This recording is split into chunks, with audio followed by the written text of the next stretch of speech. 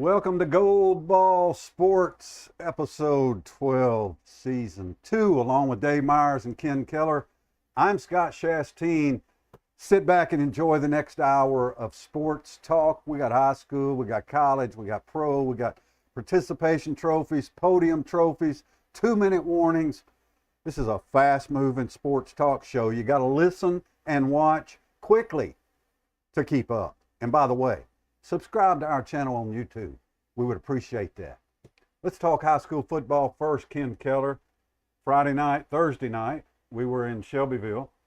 Tullahoma Wildcats, Shelbyville Golden Eagles played for the Region 5 5A title. It did not go well for Tullahoma. I'm not going to say a lot about it except, boy, I was surely impressed with Shelbyville. They turned the ball over 4 times and still soundly beat the Wildcats. That was a fast football team. Oh yeah, it was. You know, they were bigger and faster than we thought, and their skill players were really good. And they've got a good freshman. So you know, if you look back and you review the keys to victory.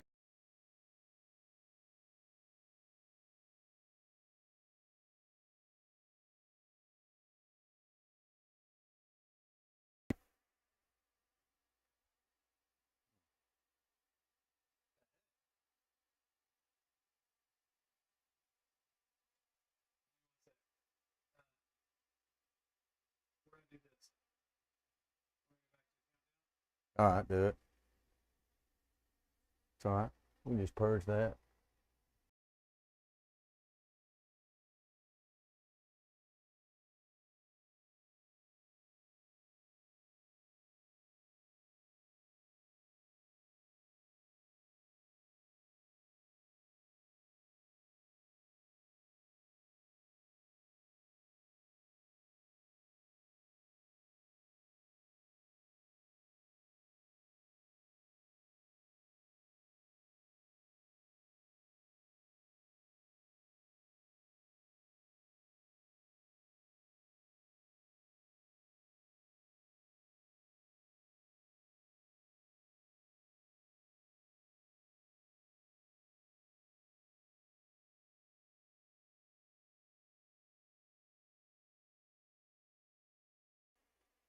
Whoa, it was like a time warp.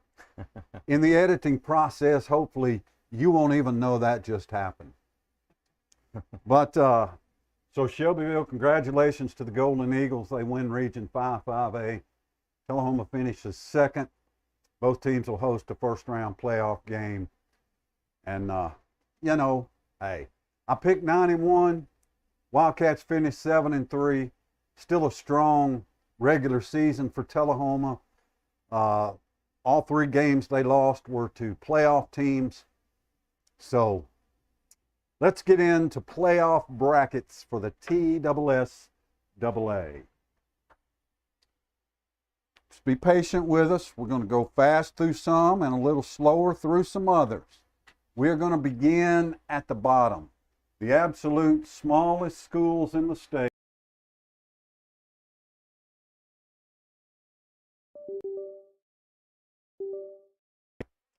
It's weird.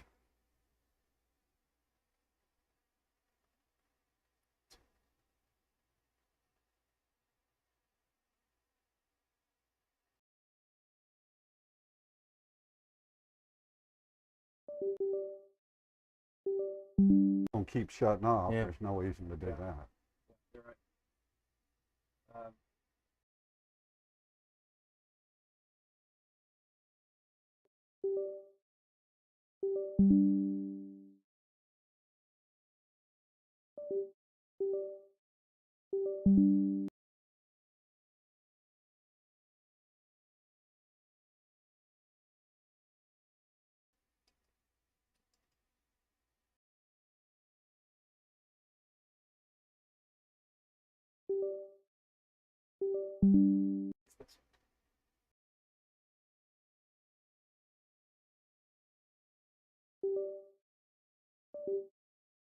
All right. So what does that disable? We're gonna start over. All the way? Yeah. Yeah. All right. What does the no camera mean?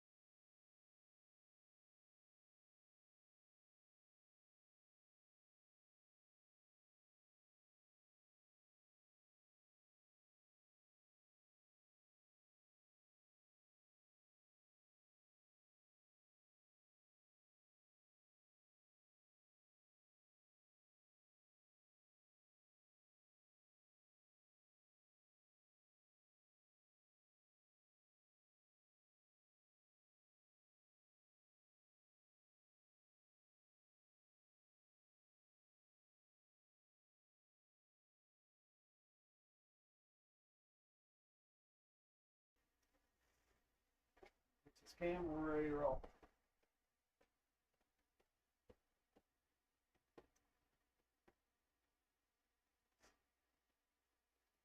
Now there's going to be a little bit of a flicker, sorry.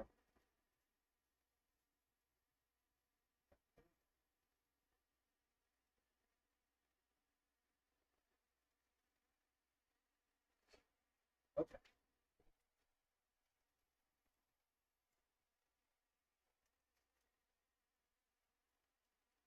All right, coming to you in 3, 2, 1. Welcome into Go Ball Sports. Season 2, Episode 12 is here, along with Dave Myers and Ken Keller. I'm Scott Shasteen. We have got a buffet of sports to cover tonight. We're going to do it quick. You got to listen fast. You got to watch fast. We are live at the Apex DKI Studios in beautiful Tullahoma, Tennessee. Coming off a loss to Shelbyville, the Tullahoma Wildcats finished second in Region 5-5A. They'll host a first-round playoff game Friday night at Wilkins Stadium. Ken, the Wildcats, Shelbyville played really well. Tullahoma had one of its worst games of the season, and it resulted in a pretty convincing Golden Eagle victory. Right, sure did. Shelbyville took it to us, as Scott said, 34-14. Really not Tullahoma's night. They played really good in special teams. Had two defensive scores, or two special team scores. Liam Grider had himself a night, Scott, but just not enough for that. Shelbyville put up 34 points. They came in averaging 37. And when you look at the keys to victory that we pinpointed before the game, we said the acronym CAGE, C-A-G-E, that the Wildcats needed to cage the Golden Eagles. What they would have to do, the first one was contain quarterback Nathan DeLauder. I thought Tullahoma did a pretty good job of that, except for a long bomb that he completed in the game to Mr. William Bobo. Attack downfield vertically. We said Tullahoma had to attack downfield to open up the running lanes for Marvancy Johnson. It just didn't happen. Multiple misfires in the passing game for Tullahoma, so we did not succeed there.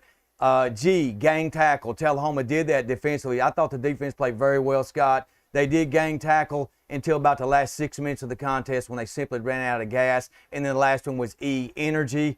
We said Tullahoma had to bring it all 4 quarters, but the defense simply wore out due to the offense not being able to sustain drives and put points up, Scott. They just ran out of gas. But, hey, it's playoff time now. Playoffs. We're going to talk playoffs tonight, man. Playoffs. So, hey, it's a second season.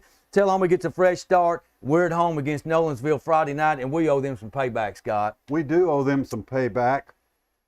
3 years ago, Nolensville ended our season in the 3rd round of the playoffs when we snapped it over the punter's head for safety.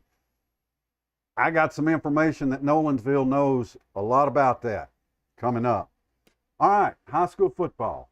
Regular season's over. It's phase 3 of the high school football season. Playoffs? Yes, indeed. We're going to go through playoff brackets. Some are going to be quick. Some will be a little more time consuming. We begin with Division II. That's private schools. You got to pay to go to these schools or get a scholarship. Class A, these are the smallest private schools in the state of Tennessee. You got number 1 seeds, Columbia Academy, Middle Tennessee Christian School. They are undefeated. It's in Murfreesboro. Trinity Christian over here in the west. Oh, you gotta have they got to buy. So, everybody matches up.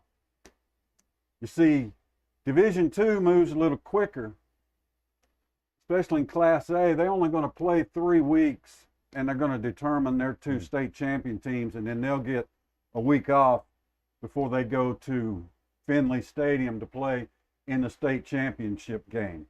I really like this Middle Tennessee Christian School team right here. They have had a great season, and Trinity Christian, also a great Division II single A program. I like them too to play for a state championship. As we go through these brackets, I want to remind you of something. In high school football, very seldom do you see upsets, especially in the playoffs. You almost never see a 3 or 4 seed make a run to a state championship game. High school football playoffs are dominated by the favored team, by the home team. All right, let's go to Class AA in Division II. These a little bit bigger schools. You may be a little bit more familiar with them. Louisiana out of Memphis is a multiple state championship winner, as is Davidson Academy. Here's Battleground Christian. They'll have to go up against, or BGA, they'll have to go up against Louisiana. They're not going to win that game. Team to watch for me in Division II Class AA is Boyd Buchanan, because they're coached by who? Clueless. The all-time winningest high school football coach in the history of the state of Tennessee. One Gary Rankin is the head coach of Boyd Buchanan. The school's in Warren County. A lot of people don't know about that. I like them to get right here. Over here, CPA had a great year. I don't know how much they'll be challenged here. Knoxville Webb is pretty strong. CPA gets that at home. I like CPA and Boyd Buchanan to meet for the Division II Class 2A state championship. Let's go to Division II Class 3A. The big boys. These are the largest private schools in the state of Tennessee. And as you see, some teams have already gotten byes. Brentwood Academy's got to play Briarcrest Christian out of Memphis. It's where Michael Orr went to high school, in the blind side. Over here, I don't like any of these teams. Even MUS coming out of here. I think Christian Brothers or Baylor likely beat MUS, get to the state championship game, 7 o'clock on that. I guess that's the Thursday for state championship games. But look, this could be nice and competitive. Probably not. This team, the Blue Tornado, I like them very much to win yet another state championship. They have built a powerhouse program there in Chattanooga at McCallie High School, where my nephew went to high school. All right. Yeah. My niece went to Baylor. My nephew went to McCallie. All right. Let's get to the Division I schools. Those are the ones you know. Those are the ones we've been talking about all year. And we start in Class 1A. Now, keep in mind, here's how you're going to look at these things. Okay? You got each classification basically has 4 quadrants. Here's 1. Here's 2. Here's 3. And here's 4. See how it works? You got 8 games. Wait, you got 16 games. You got 8 games. You got 4 games. Boom. That's how it works. So we start on the east side of the state of all these and move toward the west. Again, Class 1A. Region 1, Cloudland, your winner. Region 2, Jellicoe, your winner. They both host at home. I don't see any, or Cofield, I should say. I don't see any super powerhouse here. Cofield is traditionally the team that advances out of this quadrant. And so I'll pick Cofield again to advance at least to here and play Cloudland. Cofield, Cloudland right here. Second quadrant, moving still on the east side of the state. Of course, the South Pittsburgh Pirates, the #1 ranked Class 1A team in the state of Tennessee. South Pittsburgh, undefeated, having a great year. The team that finished second in Region 3, Whitwell, South Pittsburgh just beat them last week to win that region. Gordonsville finishes first in Region 4. I like South Pittsburgh to win this quadrant here, probably over Gordonsville. South Pittsburgh be right out here. Cofield, Cloudland, South Pittsburgh, Gordonsville. Still like South Pittsburgh to get right here. Over here on the west side of the state, we start with Moore County in Region 5 and 6. Region 5 and 6 matching up right here. Moore County won Region 5. McKenzie won Region 6. Last year, McKenzie put Moore County out right here in this round, in the third round. I like those two teams to meet up again. I don't see any big challengers here. McKenzie and Moore County right here. And then on the far west side of the state, Regions 7 and 8, Dresden is the powerhouse. They are undefeated. MASE is also undefeated, but I just don't know anything about them. There's a sleeper. Watch Union City. They won multiple state titles in Class 2A. Now they've dropped down to Class 1A, so they're going to be tough in the playoffs. But I do like Dresden to come out here. MAS, Dresden, McKenzie, Moore County. I like Moore County and South Pittsburgh right here. This is really going to be tough for the Blue Raiders. Okay, Dresden and McKenzie, they're in the same region there, and they're not in the same region. One's in 6, one's in 7. They're really, really strong. Boy, I'd love to see a Dresden Moore County right there to go to the state championship. South Pittsburgh and Moore County is my pick in Class 1A to get to Chattanooga's Finley Stadium. This is December 1st at 3 o'clock. All right, let's go to Class 2A. Class 2A, again, same quadrants. We begin on the east. Region 2, number 1 team, York Institute. That's up on the Cumberland Plateau there. Guys are having a great year. I really like them to get through this bracket and come out here. I'm going to go with Bledsoe County here. Bledsoe County, out of Region 2, number 2, I think they're going to beat Hampton. That's a weak region up there in Region 1. You're going to find that East Tennessee has a lot of weak football. So York Institute and Hampton play. I like York Institute to get here. In this quadrant, Quadrant 2, Regions 3 and 4. See Smith County number 1 in Region 3, Marion County number 4 in Region 4. Y'all know I like Marion County. They're undefeated. They won last week.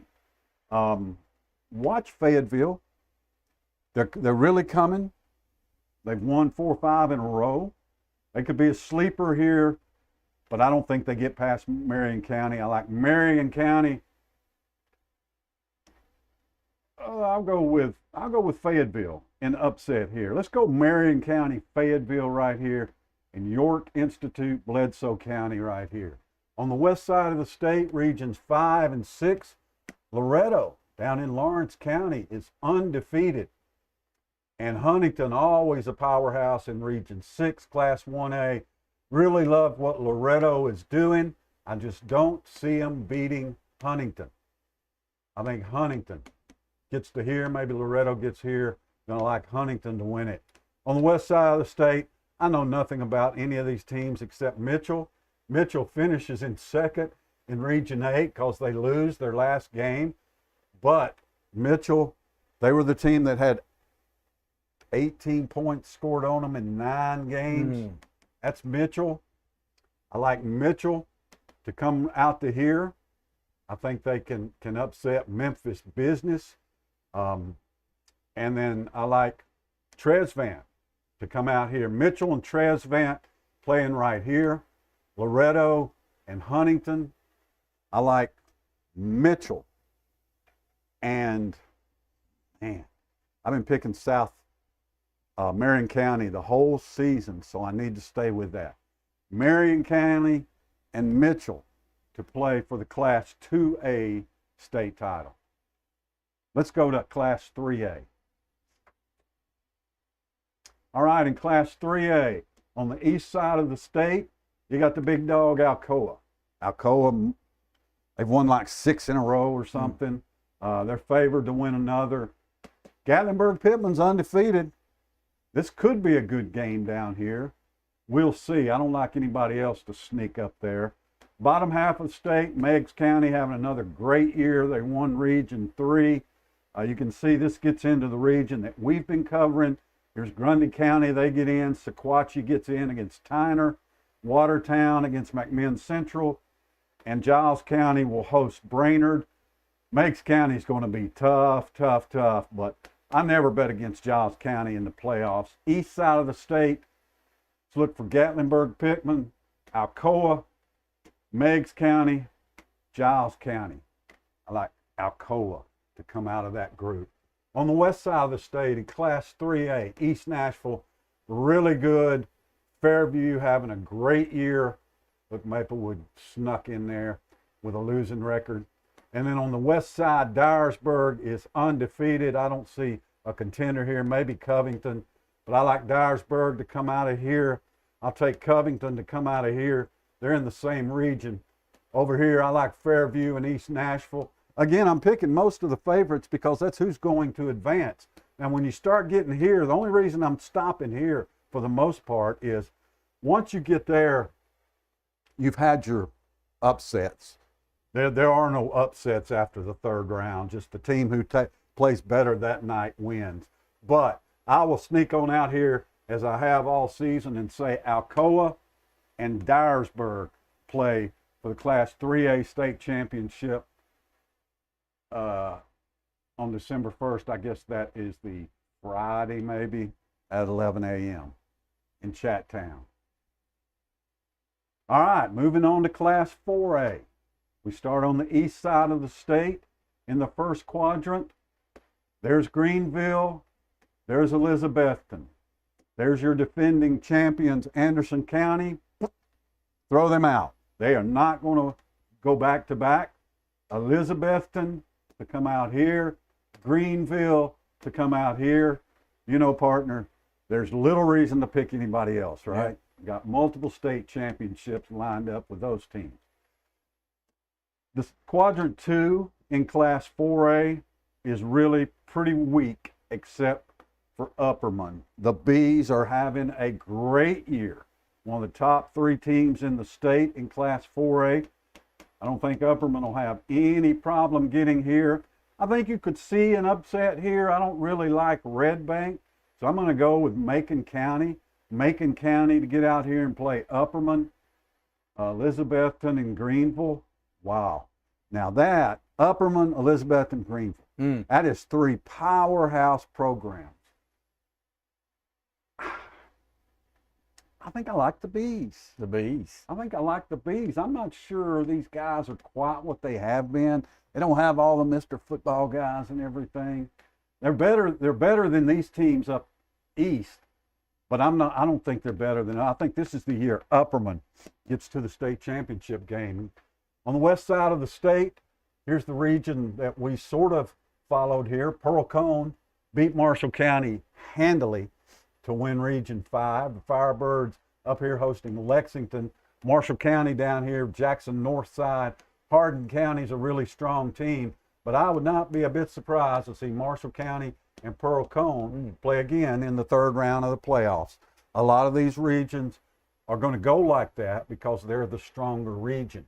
And then down here on the west part of the state, Haywood, what are they, the Tomcats? We've all seen the Tomcats play. They win Region 7. Millington is having a great year. I'm going to step out here. Melrose won Region 8. Don't really like Melrose. I think I like Millington to surprise Haywood. Come out here. Maybe Melrose is here. But I like Millington to get past them. State championship game, 11 o'clock, December 2nd. That's on Saturday. That's when we played 2 years ago. Class 4A state title game, Saturday morning, 11 o'clock, Chattanooga. I like Pearl Cone and Upperman to play for the state championship. I think Pearl Cone's strongest team in Class 4A this year. I think the Firebirds will win another state title. Let's go to 5A. It's really interesting for us. The Far East bracket features undefeated Sevier County. Region 1, they finished first. But unfortunately for them, in Region 2, Knoxville West finishes first. I like Sevier County, Knoxville West here. Knoxville West wins it. Quadrant 2, Oak Ridge having a strong year. They finish 8-2. Walker Valley wins Region 4. These are all not the strongest teams in Class 5A. Nobody's going to state from here. But I do like Oak Ridge and Walker Valley to pull on out of here. Watch Ray County, been there for a playoff game.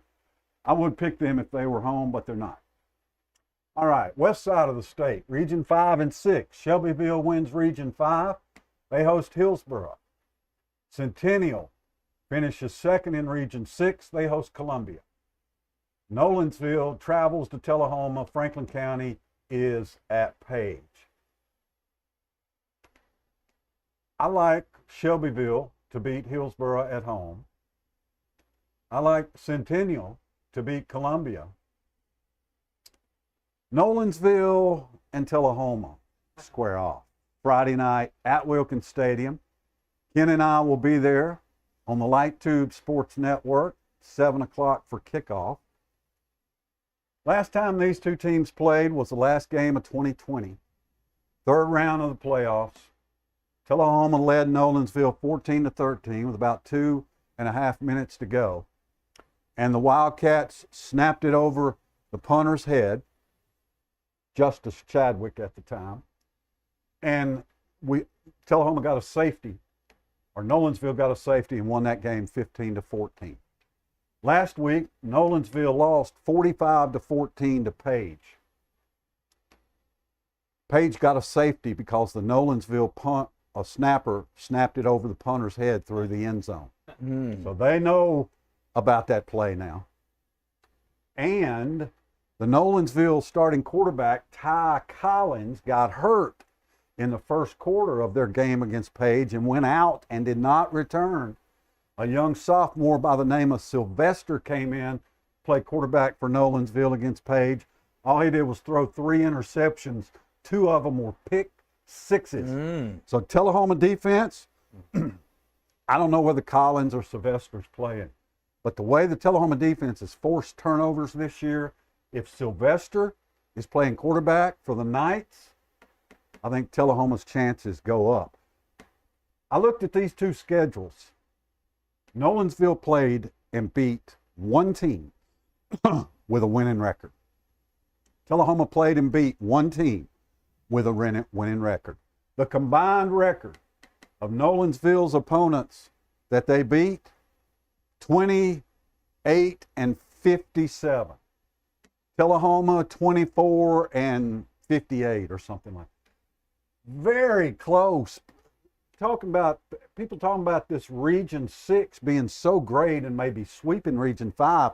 I don't see it. They have weak non-conference schedules. I'll take the Wildcats at home. Page and Franklin County. I think Franklin County has no shot. Page has played for 2 straight state championships. They might just win it this year. Quadrant 4 on the west side of the state. Southwind is undefeated at 10-0. Don't know anything about them, but I know Henry County makes it a lot. Unfortunately, my school in West Tennessee, Munford, Tennessee, must go through Henry County, and they will not do it. Southwind, Henry County, Page, Centennial, Walker Valley, Oak Ridge, Knoxville West, Sevier County. State championship, Knoxville West. I'm not going to bet against the Page Patriots for the 3rd year in a row. Knoxville West and Page play.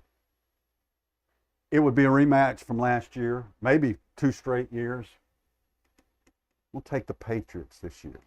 Take the Patriots. It goes against everything in my being. I've been picking Knoxville West all year. 6A, the big boys, the big schools in East Tennessee. We start with Jefferson County. Tullahoma fans remember that name. They had a great year this year. Bradley Central, though, is the team to watch. They're loaded with college prospects, including Tennessee commit Boo Carter. Bradley Central's undefeated. They've been beating the crap out of everybody. Yes, Maryville's here. No, I'm not picking them. I think Bradley Central and Bearden. Bearden, Bradley Central. They're in the same region. They advance to the quarterfinal. the region we follow, Region 3. Riverdale upset Oakland Friday night and won Region 3. So that puts the Warriors in the driver's seat, drops Oakland down here. Watch this Mount Juliet team. They are really, really strong. You see, they play Rockville. Rockville made it to the playoffs. But even though Riverdale beat Oakland in the regular season, I'm going to go with the Oakland Patriots, defending state champions, to beat Riverdale right here when they rematch. We got 2 rematches here. Oakland and Riverdale, Bearden and Bradley Central. West side of the state, Regions 5 and 6. Smyrna wins Region 5, the weakest 5A region in the state. Now you're talking about a 4-0 sweep. Region 6 may sweep Region 5 right here. You see Stewart's Creek, they made the playoffs. They're going to go against Ravenwood and get hammered. I like Ravenwood to come out to right here and Brentwood to come out here. And I watched this game Friday night. They played. Brentwood beat Ravenwood pretty soundly. I like them to rematch again. So that's 3 intra-region rematches in Class 6A. The big boys, the powerhouses, they win it. Clarksville, great year, undefeated. Germantown, great year, undefeated. I like them to get right here. Germantown, Clarksville, Brentwood, Ravenwood. When it's all said and done, I'll take Bradley Central, play Brentwood for the state championship. Bradley Central wins the state championship in Class 6A high school football. That is a wrap of Tennessee high school football playoff brackets. Next week, we'll just throw the same thing up there, except it'll be twice as fast. Twice as fast and really twice as lovely. Let's do trophies, shall we? Gold Ball Sports, where participation trophies simply don't cut it. All right. Heading to The old participation trophy. My Pat trophy this week goes to that Atlanta Falcons secondary. I couldn't name a single player in the Atlanta Falcons secondary. I don't know any of them. But what I do know is they allowed Will Levis to throw not 1, not 2, not 3, but 4 touchdown passes, and DeAndre Hopkins to catch 3 of them. You had one job, Atlanta secondary, cover number 10, okay? He's the only playmaker other than Tajay Spears that the Titans have, but you couldn't do it. Atlanta secondary, thanks for participating. We'll see you next week. I expect you've got one of your own, partner. I do. My participation trophy tonight goes to another fan base that wanted to be participants in the game. So they're going to get my participation trophy. Look, I don't like fan interference. I especially don't like what happened with the Colorado State fans. We do have a short video, but they're playing an undefeated Air Force team, and they make it hard on the Falcons sidelines. Check out this video here. For the play, unsportsmanlike conduct on the Colorado State bench. Will the audience please refrain from throwing snowballs? It will continue to cost Colorado State. Now, important to note, there was a warning in the first half. We were handed a note at the end of the half that there was a warning. State.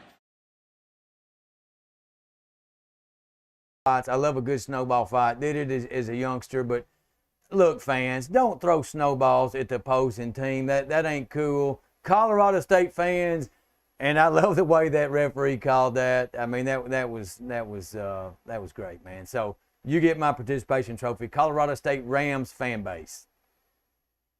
I kind of like it. Snowball ain't gonna hurt none of them football players. I promise you that.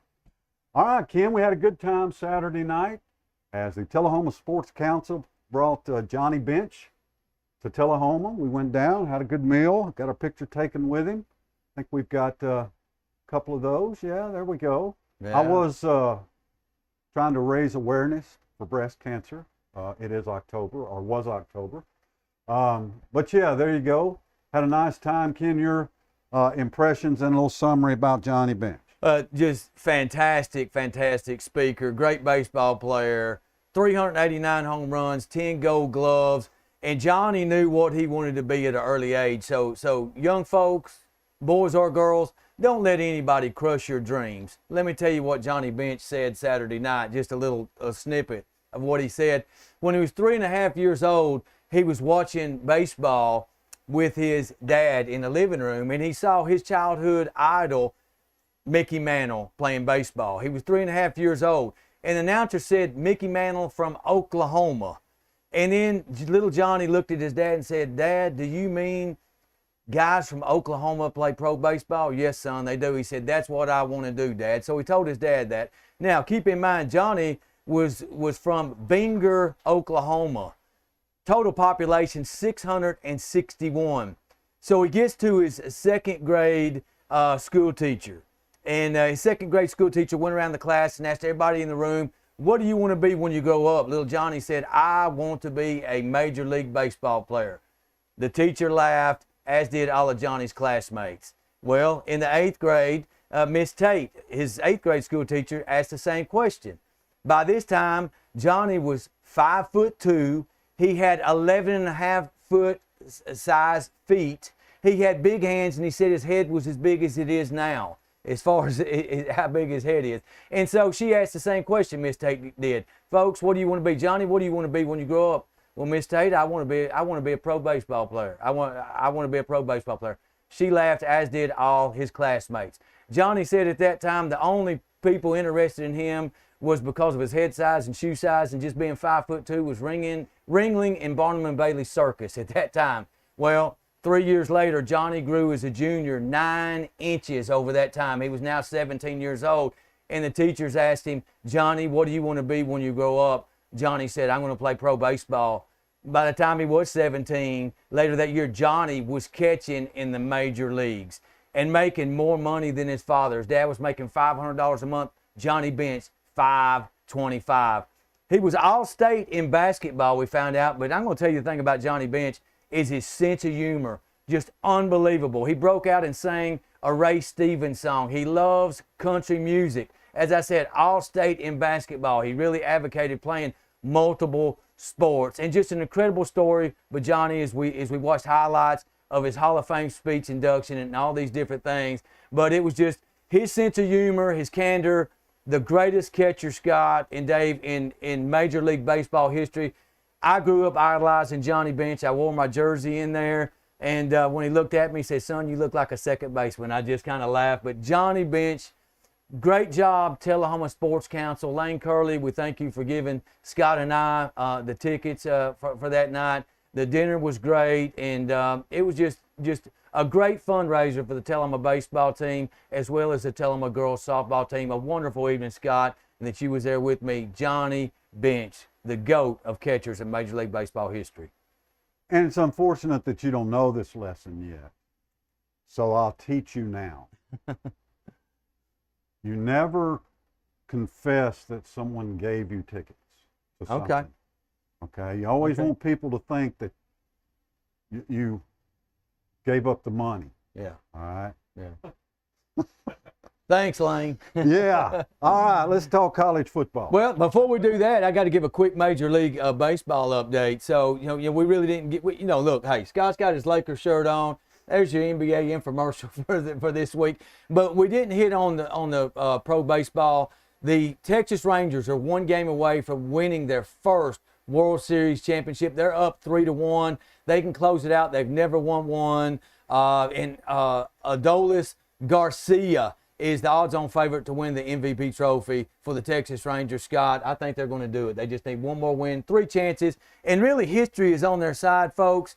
Out of the 47 times a team has been up 3-1, they've won it 41 times. The Rangers are not going to choke. They're going to close this thing out on the D-backs. I'm stoked about that World Series. Let's Yeah. talk college football.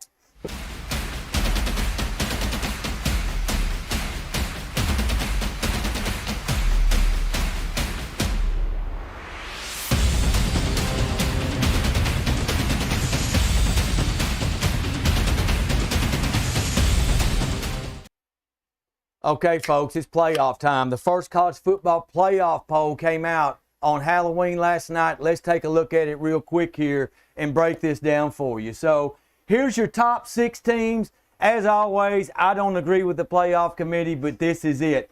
They've got, if your playoffs were played tomorrow, Ohio State would play Florida State in round 1, as well as Georgia and the Michigan Wolverines. Now, the reason I don't like this is because the strength of schedules. I've told you all year that these two teams were playing cupcakes. Georgia, the 100th ranking in strength of schedule. Michigan, 112. Utterly ridiculous. This undefeated team should be here, and this team right here is first in my mind, as opposed to Florida State. So I've got Florida State 1, Ohio State 2, Georgia 3, Washington 4.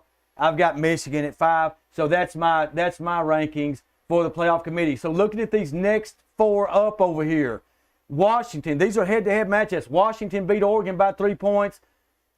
Texas, in my opinion, the most impressive win of the year, goes on the road. The second game of the season, beats Alabama 34-24. So these teams here, these 3 right here, have 1 loss. These 5 are unbeaten. All right, let's take a look at the complete 25. Here you go. The top 25 teams. These are your 4, as I said, by the committee. Where's your Mendoza line? Which teams don't have a shot? Well, historically, number 16. So if we look here, the Oregon State Beavers actually got a shot. In 2014, in the first poll that came out, the first college football playoff poll, this is not the AP, the college football playoff poll that came out at the end of October, the Ohio State Buckeyes were 16th. They won the national championship that year and ended up in the Final Four and got there. So right here, Oregon State with 1 loss. There is not, repeat, there's not going to be a 2-team loss team in the playoffs. There might not be a 1-loss team, folks. So just hold on. So let's blow through this real quick. And let's just start out with 17. Tennessee with 2 losses, but they have a big say in who's going to win it because they still have the Georgia Bulldogs and the Missouri Tigers. Missouri, the surprise team of the SEC East this year, come out at number 12, the surprise team of the SEC West. Who is it? None other than Lane Kiffin and the Ole Miss Rebels. So I've been complaining about Georgia's schedule, but it's fixing to get tougher, okay? This week, they got number 12 Missouri coming to town, okay? And then on the 18th, they have the Tennessee Vols in Knoxville. They must travel to play the Vols in Knoxville, but sandwiched between those 2 games, guess who they get? This game suddenly looks tough. The Ole Miss Rebels travel to Athens next weekend. So they've got Missouri, does the Georgia Bulldogs, they've got Ole Miss, and they've got Tennessee 3 straight weeks. Watch out. They face some landmines. Ohio State and Michigan, those 2 teams will face each other.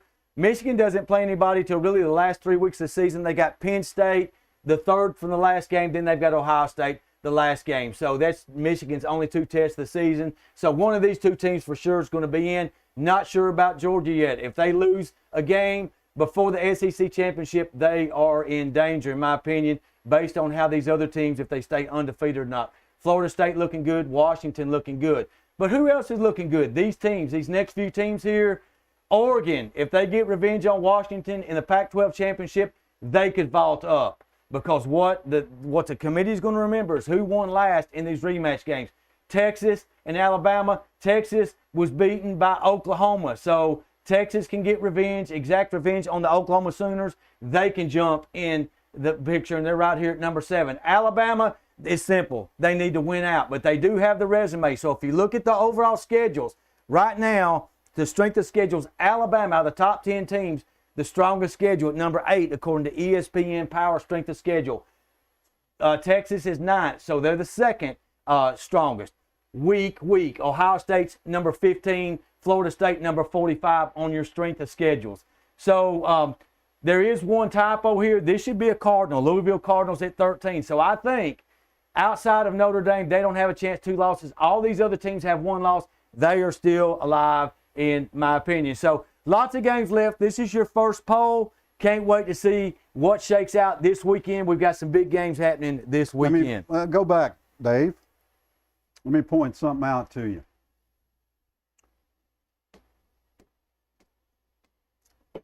Out of the top 12 teams. Next year, 11 of them will either be in the SEC or the Big Ten. That's where it's going. Out of the top 12, the only one that won't be in the SEC or the Big Ten is Florida State.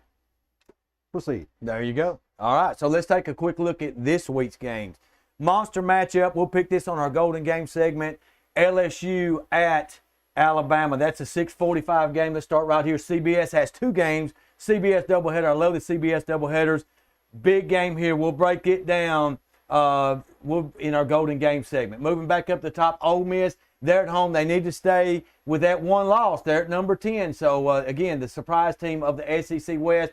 They can really TKO Jimbo Fisher this week and shorten his tenure at Texas A&M. Tennessee hosts UConn in a battle of dogs. No problem there for the Vols. They've got some big games coming. This one's for Pat. This one's against Gino.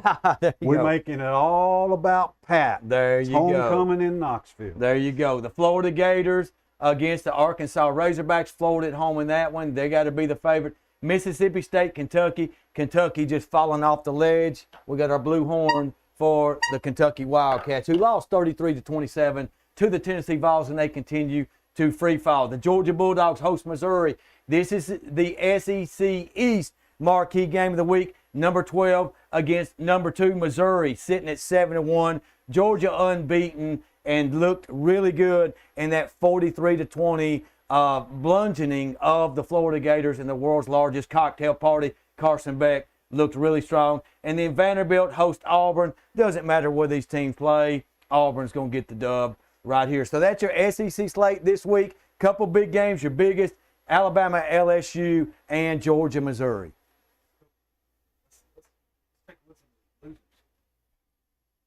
Oh, we got losers.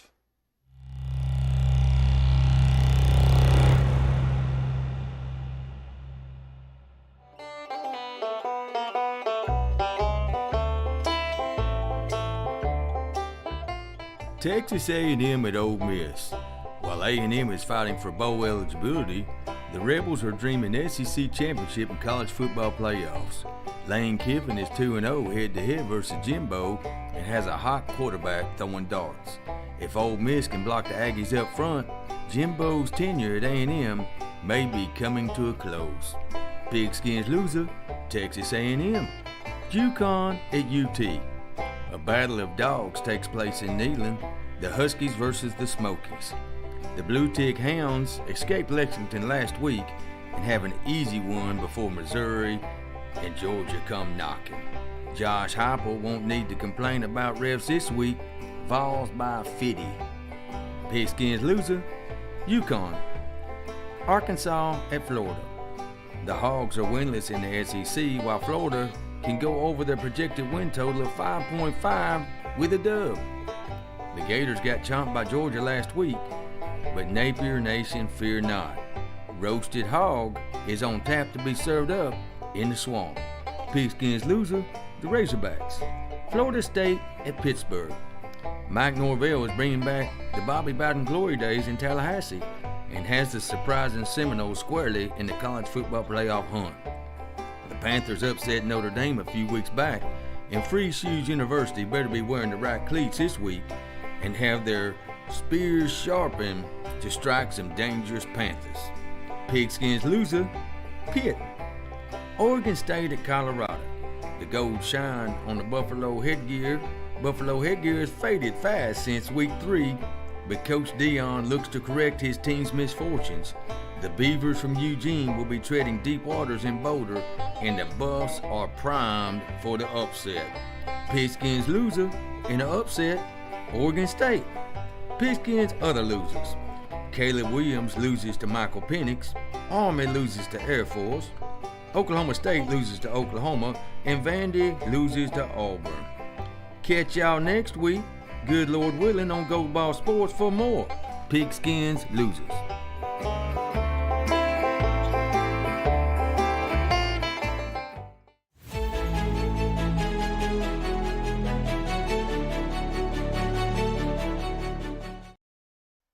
It is podium time here on Season 2, Episode 12. It's where we award those that are outstanding this week. And before I mention my podium bronze winner, I do want to congratulate the Motlow State Bucks women's soccer team. They won the Region 7 tournament this week. Be Ken first. Should be Okay, Ken first. But that's yeah, fine. You go ahead and mention Ken can do whatever he wants. I'm congratulating Motlow. Yeah, they won their third consecutive region soccer championship, and the Bucks will head to Iowa on Saturday and play Iowa Western. All Iowa Western did was win the national championship last year, and they are number 1 in the nation. So the Bucks have got their hands full. Ken, All you got right. a podium. I do have a podium. My bronze medal tonight goes to Carolina Panther quarterback Bryce Young. He got his first win in the NFL, and he outdid C.J. Stroud. In spite of 6 sacks, he led a last-minute drive as the Carolina Panthers beat the Houston Texans. So we have a short video here to show you how happy Bryce Young was to receive his gold ball bronze medal.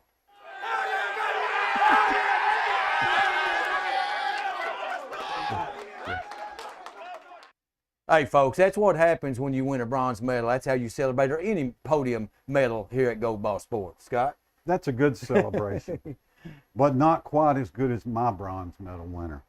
The Farragut Admirals beat the Maryville Rebels in high school football Friday night for the first time since 1991. I'm not a math major. That's 32 years. So I got to thinking, that was before John Olive came here. I wonder where he was coaching. So I asked him, were you the coach at Maryville when Farragut last beat the Maryville Rebels? And he had to admit, yes, in 1991, he was the head coach at Maryville. So I think we got a bit to go with Farragut.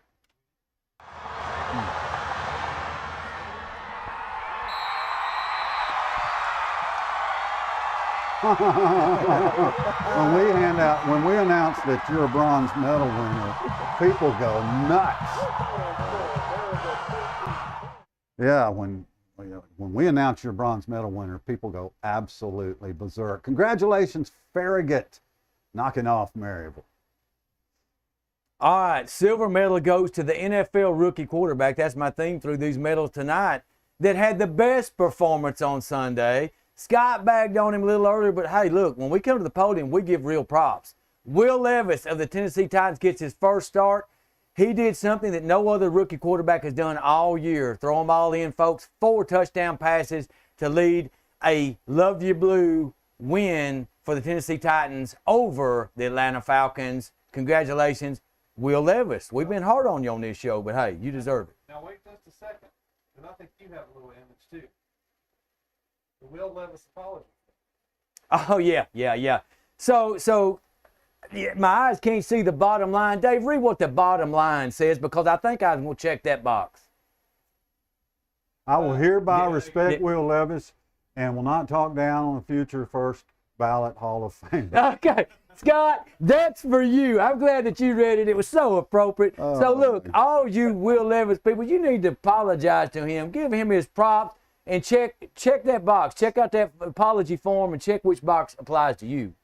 One that applies to me is I don't like mayonnaise on my whatever. So Will Levis, it'll probably be the last podium he ever wins. The Shelbyville defense gets my silver medal tonight. The Shelbyville Golden Eagles defense held the Tullahoma offense without a point, with 100 yards total offense, and limited the Tullahoma passing game to complete 4 of 26 passes. So congratulations to the Region 5 5A champion Shelbyville Golden Eagles defense. You get the silver medal. Yeah, defense was stout. Oh, this gold time. This is the cream of the crop right here. And my gold medal this week goes to Marvancy Johnson. Marvancy Johnson, senior. Yes, that is the senior, the head coach of D1 Tullahoma Elite Football. All he did was lead his Telom Elite team 5-7 Division D1 to a playoff victory, the first one in the existence of the program. Look, folks, I'm going to tell you, I've watched this guy coach. He's full of enthusiasm. He's full of intensity, and his team adapts his personality. They've worked hard all year. He's pushed them kids, and they are learning the game of football. Check out this video of Marvancy in the regular season, looking forward to the end, and you'll catch the excitement and energy in his voice. Hear me? Yes, sir! Do y'all want to keep this feeling all year? Yes, sir! I do too. Let me get a Telehoma Elite on 3.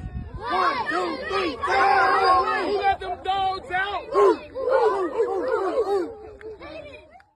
Who let them dogs out? Yeah, just congratulations to Chad Tilley, who's really organized that league, doing a great job. Scott, your friend, good friends with him, and just congratulations to them, to Jerry and the other assistant coaches on that team, doing a great job, worthy of the gold medal. D1 Telehoma Elite Football playoff win. Playoffs? Chad who? Tilley, ain't it? Never heard of him. Healy. Chad Healy's a good Healy, friend Chad of mine. Healy. Yeah, that's it. Got my consonants messed up. All right, it's gold medal time. My gold medal goes to former University of Tennessee quarterback Joshua Dobbs. Maybe the most valuable man in the NFL right now, because no sooner did he get bumped from the Arizona Cardinals starting lineup than he got traded for by the Minnesota Vikings. They lost Kirk Cousins last week.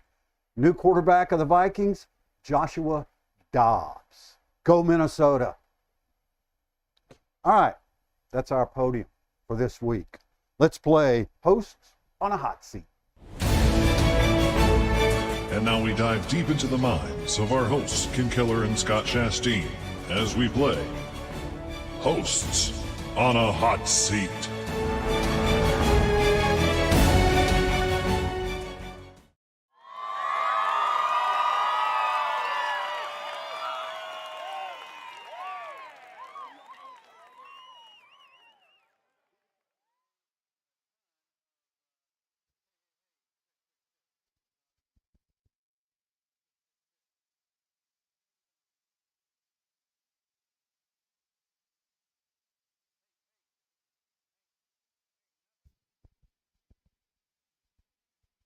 Okay, check. Hey, there we go.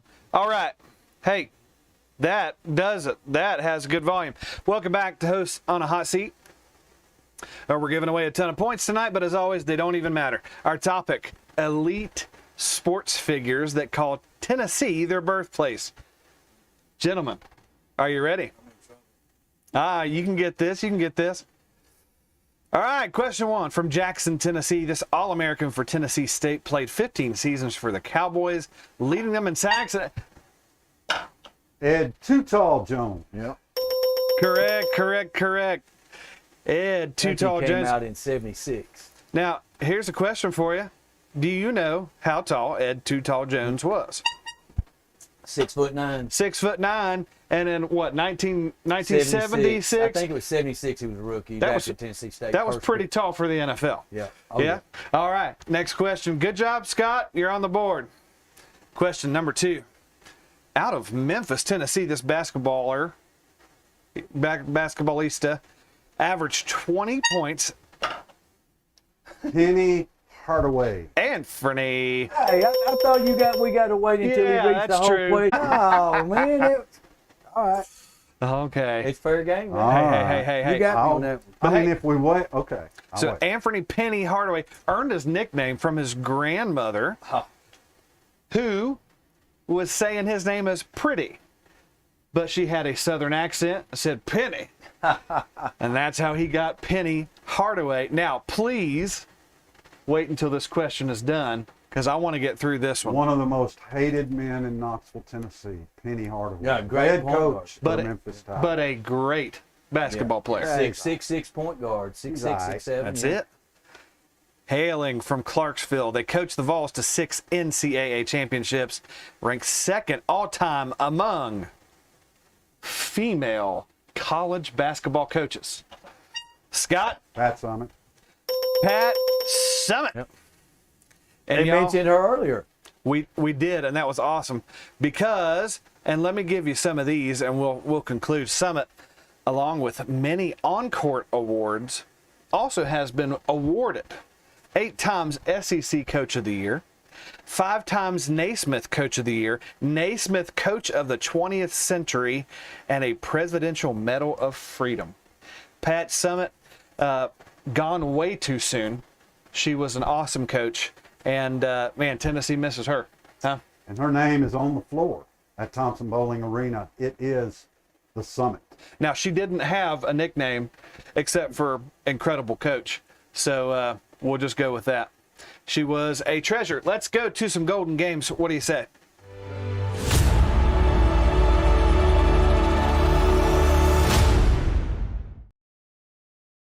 All right, gentlemen. I don't have your picture up here. That's because I don't have your camera, but I do have your microphone ready. So is that okay? Yep. All right, the first game I got are the Cowboys at the Eagles. And that is on Sunday at 3:25 on Fox. Man, I really like the Cowboys this year. However, the Eagles just got a lot stronger with an addition of Byard, and they picked up Julio, which, of course, we know how well he played in Tennessee. But I'm still picking the Eagles at home, 21-17. What do y'all think? Look, home field advantage, it means a lot. But, A.J. Brown for the Philadelphia Eagles, 6 straight games, 125-plus receiving yards. I like that wide receiver depth, and I like the running game and quarterback for the Eagles. Give me Jalen Hurts over Dak Prescott. I love the Cowboys, but they're going to lose.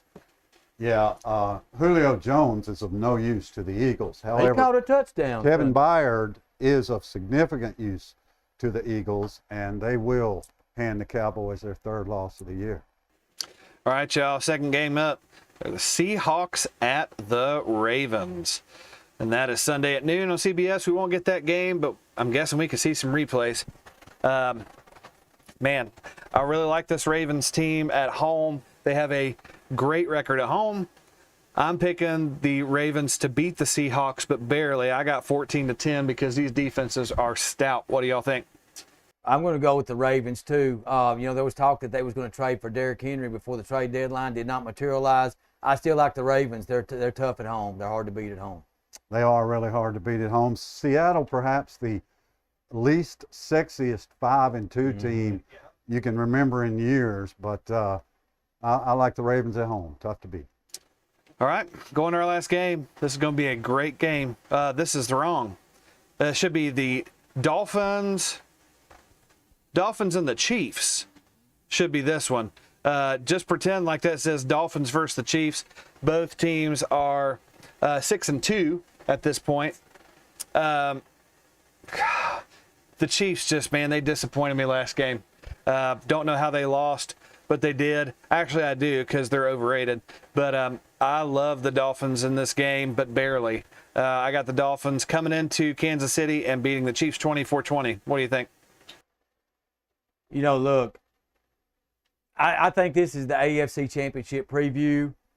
2 elite quarterbacks. I think right now the best 2 in the NFL. Tua leads in most touchdown passes, most passing yards, and passer rating. All 3 of those stats. This is going to be a great football game. I can't wait to see Tyreek Hill against his old team. Lots of storylines here. Look, Kansas City's tough, but I'm going to take the upstart. I'm going to take the Dolphins to win this game. First of all, this game is not in Kansas City. It is in Barcelona, Germany, or Munich or somewhere.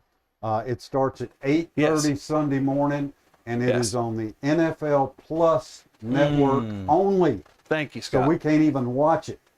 But it's hard for me to pick against Kansas City, but I will. Since it's in the other side of the world, I'll take the Dolphins. All right, Ken, your games. All right, now we're going to the college games. Got some good ones. Top 25 matchup. Kansas State at Texas. I believe Texas is 4-point favorites in this game. I'm going to stick with the Longhorns. Kansas State won the conference last year, but I think Texas is going to dethrone Kansas State and get revenge on Oklahoma. Texas is going to win out, and I think they're going to – I picked them for the college football playoffs. I think they're still going to make it. Longhorns. Texas. All right, the second game. This is that SEC East marquee matchup. The Missouri Tigers, number 12 in the college football playoff poll. Georgia, number 2. Georgia is at home. They showed last week they can win without Brock Bowers. Carson Beck had a spectacular game. This is where Missouri string ends. The Tigers lose in Athens. I like Georgia by double digits in this one. We almost made it a whole program without mentioning Brock Bowers. Yeah, you know, the game sort of reminds me of Tennessee and Georgia last year, right? Everybody thinking, wow, you know, Georgia doesn't look quite as explosive, and Missouri, you know, nah. This is the kind of game Georgia's depth and everything just wears you down, smothers you. I like the Dogs. And then we've got the SEC West marquee matchup. The LSU Fighting Tigers going to Tuscaloosa for 6:45 CBS game. Brad Nessler, Gary Danielson, probably the last call they're going to have of this historic rivalry right here. LSU comes in with some injuries on defense. This going to hurt them, especially at defensive back. Denver Harris out. Look, there's only 2 LSU quarterbacks in their entire history that's beat Alabama twice. Tommy Hudson and Jamarcus Russell. Only one quarterback has beaten Nick Saban in his entire coaching career 2 in a row, and it's not Tom Brady, folks. It is not Tom Brady. You know who it is? It's Drew Brees. So I think as good as Jaden Daniels is playing, if he wins this game, he could win the Heisman. That's a big if. LSU comes in the number 1 ranked high-scoring offense in college football. Alabama's defense is tough. I'm worried about Alabama having a bad half like they've done in several games this year. They have to play a complete football game. This game's going to be close. It's going to be high-scoring. I think Alabama ekes it out. Alabama gets the win. Alabama.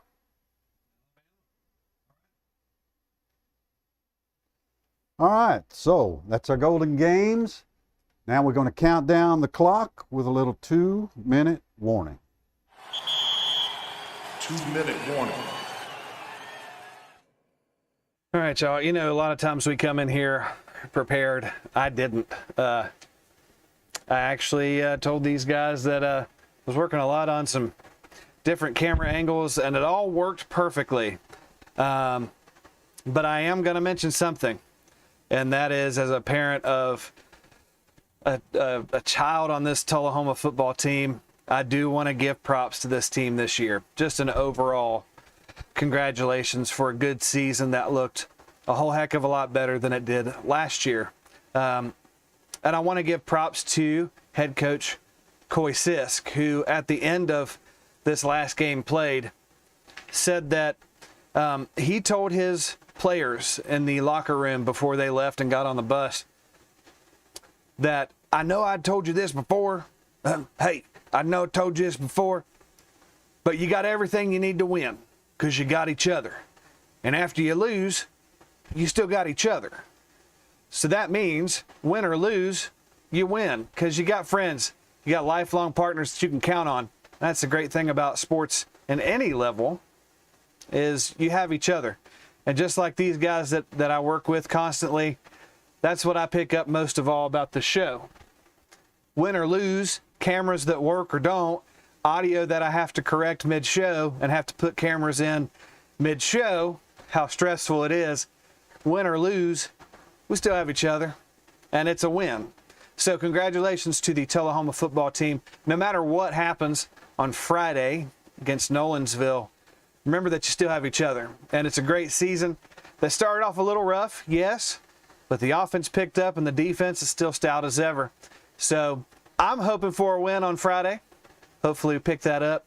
But regardless, remember that we're all pulling for you. Kenjamin. Those who trust in their riches will fall, but the righteous will thrive like a green leaf. Yes, I'm speaking to you, National Greed League. I'm speaking to you, Roger Goodell, NFL Commissioner, as the NFL sent out a cease and desist letter to the Houston Cougars in their Love You Blue uniforms and told them that the Tennessee Titans have rights to those uniforms that don't even look like the old Houston Oilers. There's some similarities, but look at the stripes on the helmet. Totally different. Really close, knit together on the left on the Houston Cougars side. And then on the right, see how they're split, okay? So, look, come on, NFL. This is ridiculous. Call off the dogs, Goodell. You made $64 million last year. You're on pace to make $700 million before your career is over with the NFL. You're extorting the common NFL fan with ticket prices, with concessions, with NFL merchandise sales, and yes, with NFL Plus centering out the best game on tap in pro football, the Dolphins against the Chiefs, and making people pay for that this week. So what's next? Where are you going to stop? Are the Georgia Bulldogs going to get censured for having a G on their helmet like the Green Bay Packers? What about Grambling? They have that same G that the Green Bay Packers does. What about the Iowa Hawkeyes? Their uniforms look like the Pittsburgh Steelers. They're black and gold. Are the Iowa Hawkeyes going to get a cease and desist letter from you as well? What about reverse cease and desist? Maybe some of these teams ought to look at the NFL. How about the Duke Blue Devils after the Indianapolis Colts with the black uniforms and their helmets, kind of copied them a little bit? Okay, what about that one? Or what about the Washington Redskins and the old spears they had on the helmet from 1966 through 1969? Looked a whole lot like the Florida State Seminoles, and I know they've been around a lot longer than 1966. Just saying, Goodall, quit being greedy.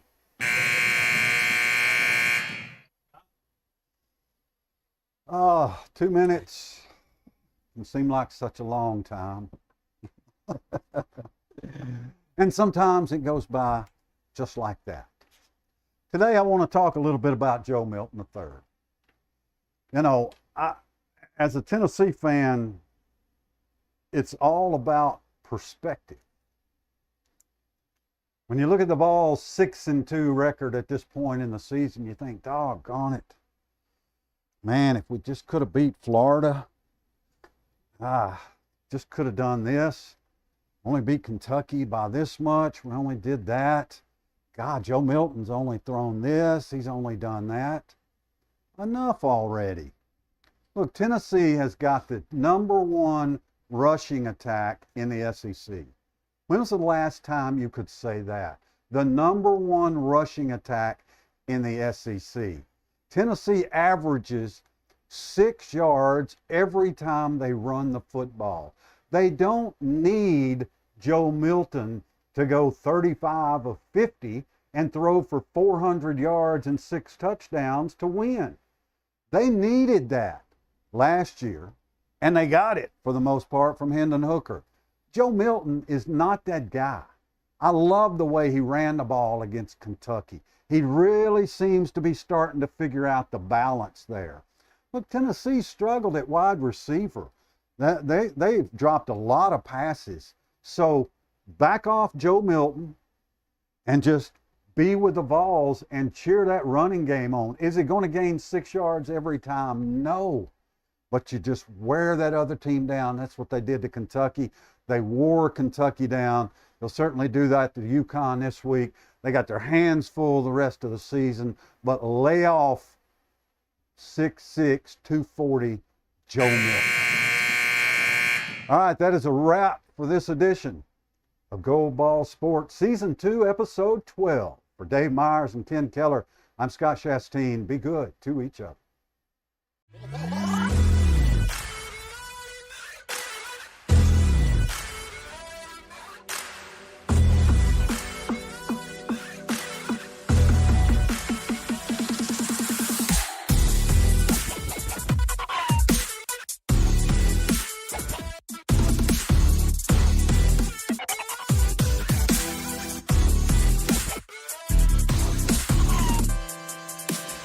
Having fun together makes a party.